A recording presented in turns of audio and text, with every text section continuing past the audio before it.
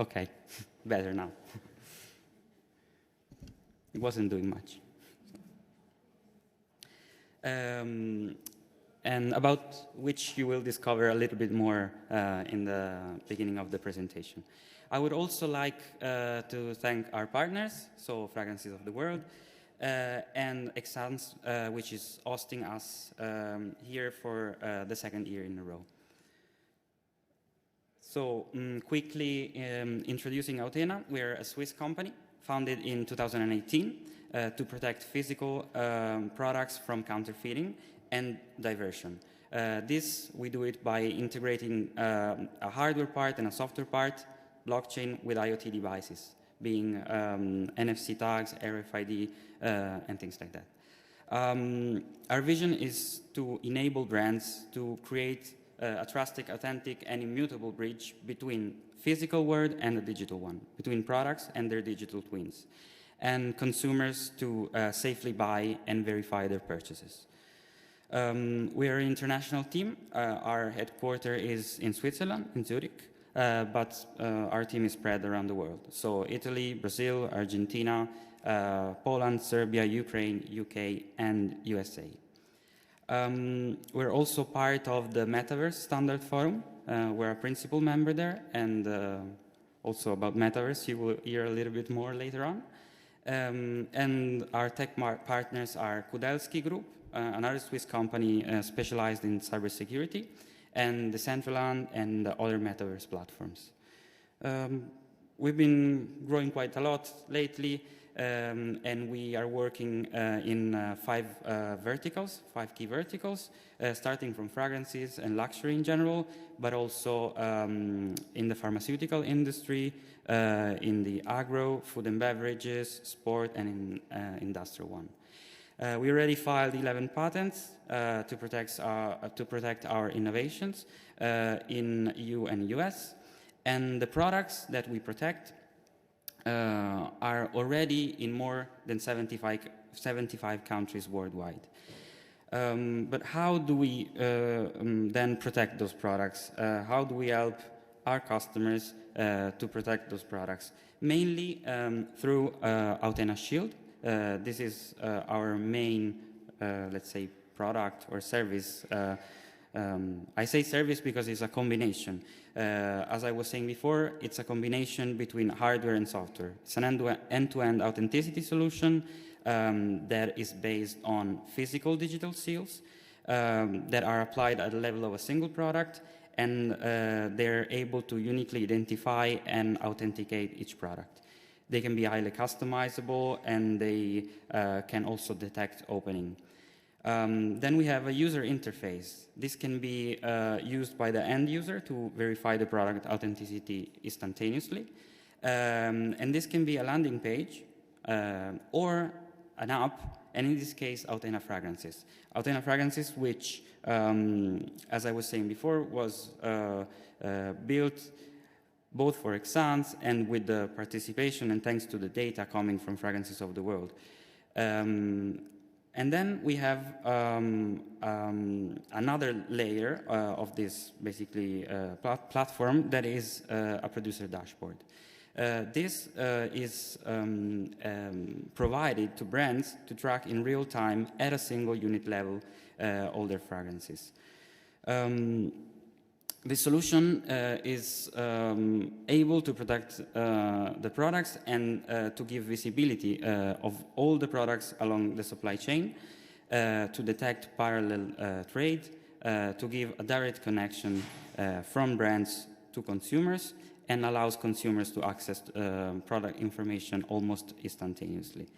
Mask Milano, that is exposing here today, has been using this kind of solution for 3 years now in a row, and also Calais on all the fragrances that it distributes in Italy. And then we can switch to the second product, second service, which is Authena Meta. And here we need to take a small step back. Meta, of course, is coming from the word metaverse. The first time this word was used was in 1992 in a science fiction novel called Snow Crash by Neil Stevenson. and it described a virtual reality world. Then, of course, it exploded when in 2021, Facebook decided to change its name into Meta, aiming at building a metaverse ecosystem, a virtual reality world with billions of investments. But this is all recent. If you think about it, the need to find an additional layer of meaning and complexity to the physical world has been tied with humanity since the beginning. Just think about, for example, video games, or movies, or theater, or myths. All this is coming from the idea of creating a digital or a world that is, let's say, parallel to the one that we're living in. And for those of you who are a fan of philosophy, already 3,000 years ago, Plato described the hyperuranium like an ideal and perfect world that reflects exactly what we experience in our lives. But is metaverse the same thing as Web3? Well, there's been a lot of confusion lately between these two terms. And most of all, why this impacts on the world of fragrances, for example, or on your business. Well, the answer is that it will impact on our lives entirely and in general. If you think about Web 1.0, it was only on, let's say, read only. So it was static pages, and the only interaction, the only communication via the internet was done with emails. But yet, emails are used still nowadays, and they revolutionized the way in which we work. Then we switched to Web 2.0 from 2007, more or less, from blogs to social media, and in this way, big technology companies were able to track our preferences and do targeted advertising. And this also changed the way in which we live. And now we are at the beginning of Web3, which will be the next iteration of the internet. It will be decentralized and democratized because it will be built, and it's already built on distributed technologies, so on blockchain, rather than on centralized servers. This means that no single entity will be able to take down a product, a service that is on the internet, simply because they own the servers that this product and this service is running on. All the systems and networks will be owned by the users themselves. So Metaverse and Web3 are two different things. Metaverse is a virtual reality world, but this can be both centralized or decentralized. And when it's decentralized, so it's part of Web3. If you think about COVID lockdowns, we already have lived in the metaverse, we can say. Zoom meetings, lives on Instagram, those were sort of metaverses, but they were owned by one big tech company. But before going fully digital, and still I have serious doubts that we will go fully digital, we will see, and we are already seeing a new emerging trend that is going mainstream, matching physical and digital. So matching real life purchases with digital twins. For example, purchasing a shirt and getting a digital one to dress your avatar. Buying a piece of furniture and getting a digital one to furnish your office. And buying a physical asset and getting the digital twin to prove the authenticity and ownership of the physical one. And this is the first step to bring the physical and the digital scale. And it has already started. But the metaverse is something new, is extremely exciting, and there's space for many opportunities, but it's also a complete novelty for all of us. And it is creating new legal, regulatory, and technical issues that need resolution. think that we still have issues regulating the big tech companies like social networks nowadays. So Web3 is really far away from being regulated right now. And I reported here 3 examples. The first one on the left is related to the Bored Ape collection of NFTs. It still is really famous, and we know that more than 150 NFTs have been stolen by the crypto wallets of their owners for around a value of 13.5 million. Another example is related to the actor Bill Murray. He was able to raise for charity nearly $200,000 worth in crypto, and they were stolen almost immediately by his crypto wallet. And this is another example then related to fashion. Here, Nike decided to sue the StockX, which is an online sneaker reseller, accusing this marketplace of selling NFTs of Nike-branded digital sneakers without being authorized, and also at heavily inflated prices. And here is where Authena Meta comes in our interest, because what we developed is basically a technology that is able to match physical and digital and to do it in a really safe way. For this, we have won the Global Mobile Award, which is a really important award that usually is given to big tech companies like Apple or Samsung or those big ones, basically. And we won it for Best Mobile Innovation for Web3. And maybe we can have a look finally at what Authena Meta is. Hi, my name is Chiara, and I am a beauty fanatic and a metaverse developer in a big marketing agency. I love the metaverse because it is the realm of endless possibilities, where you do not just look at a virtual world, but you fully immerse yourself and become part of it. Let me show you a project I developed for a high-end beauty brand. It's an immersive experience where you can find a makeup line to create unlimited skins and a fragrance collection, which can be purchased both in the physical and in the virtual world to be collected by your avatar. To launch it, we set up a party in the metaverse. Lots of curious people joined it. But to make sure that my project is safe and trustworthy, I still have to figure out how to protect every single product and its buyer from counterfeiting, both in the physical and in the digital world, enabling at the same time an authenticated, secure resale.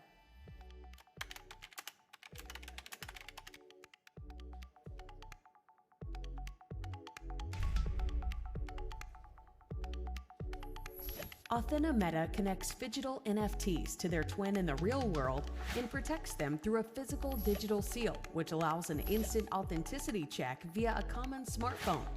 Security, authenticity, and transparency in the metaverse have to be built from day one.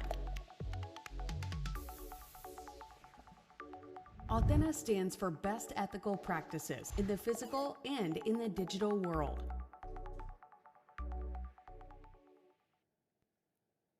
So basically what you have seen here is a generic example, but we did it already. I talked about it last year in a speech, exactly here. We did it with Mas Milano, and in this case, they launched together with us the Accords collection, in which unique digital artworks representing raw materials used to produce fragrances have been paired to an advent calendar containing one sample fragrance per day and the raw materials used to make it. But this we did not just in the fragrances world, but also, for example, here I reported another example of whiskey. A limited edition of 60 whiskey bottles, and each of them has been paired with a painting from a local artist that was representing the places where the raw materials for brewing were sourced in different seasons. Here, another example, we did it for sports, Red Star Basketball, and thanks to us, they were able to pre-sell the digital representation of the shirts of each player of the team. And the owners were granted access to a match, and at the end of the match, the players basically signed the jerseys they were wearing, and they handed them over to the owners. And here a last example, we did also for wine.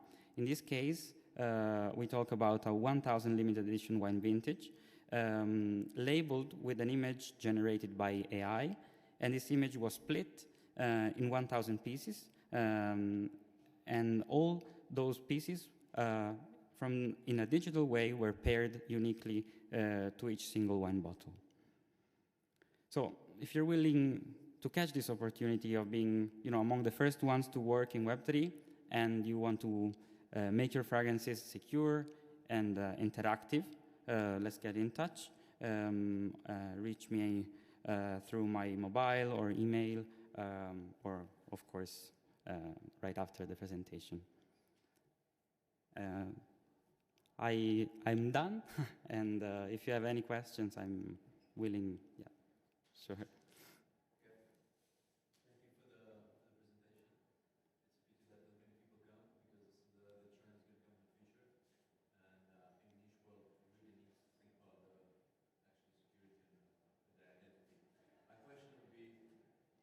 Have you thought about creating anything that can secure the recipe, the formula of the perfume? That's where the majority of the copies are made. And it's interesting. So you're saying about the NFT one, what about an actual recipe or some chemical way of distinguishing like this recipe, the formula, what is inside the ingredients from other bottles?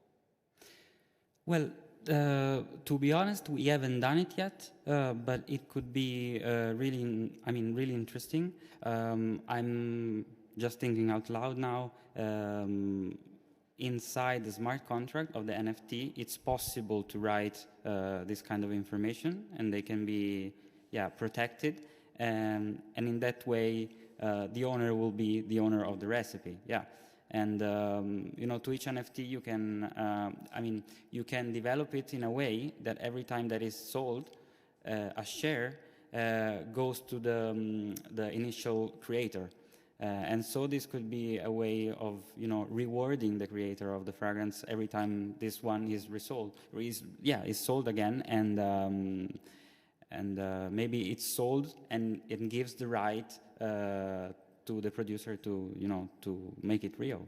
Yeah, that's exactly what I was about to ask you. Like the first one about the company itself having the receipt, and the second question was about the perfumer who makes the formula.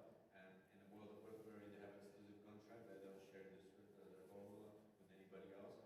But nevertheless, we know the markets, they're copying in various countries. They make the production, fake bottles, fake things, but also the ingredients, pretty much very similar. So I was thinking maybe that's going to be a good point to look at for the defense of the perfumers, and especially in the world where there's going to be artificial intelligence, we're going to be created anyways by the computers. The formula can be replicated by taking this, and so there's a big threat for the perfumers in a digital world where their use will be diminished, and I think that's very interesting to look at. Yeah, that's true.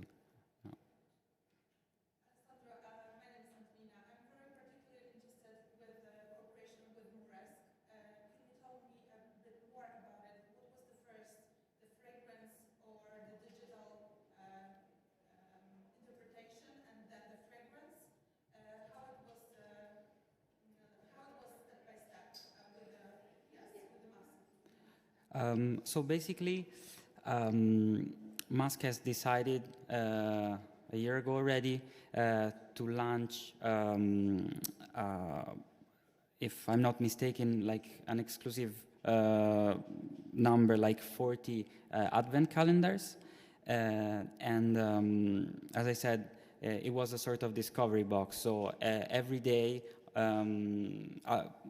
approaching Christmas, there was one sample fragrance and also the raw materials that were used to make that fragrance in the same section, yeah. And this, let's say, physical asset, because it was really, of high value at the end, has been protected with our technology, with our physical digital seal, and it has been basically paired to an NFT. And the NFT was a digital representation over raw material. It was done by an artist, and there are 40 of them, yeah, unique. What would be the advantage of keeping the digital version? What's the profit for the customer behind it? Well, as I was saying before, NFTs can be a way. First of all, they guarantee ownership, so they are proof of ownership.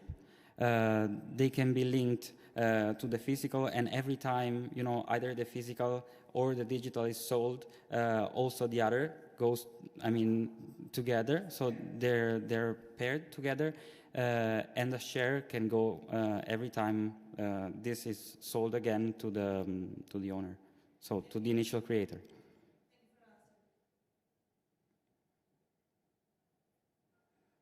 Okay, I think we can close it here. Thanks.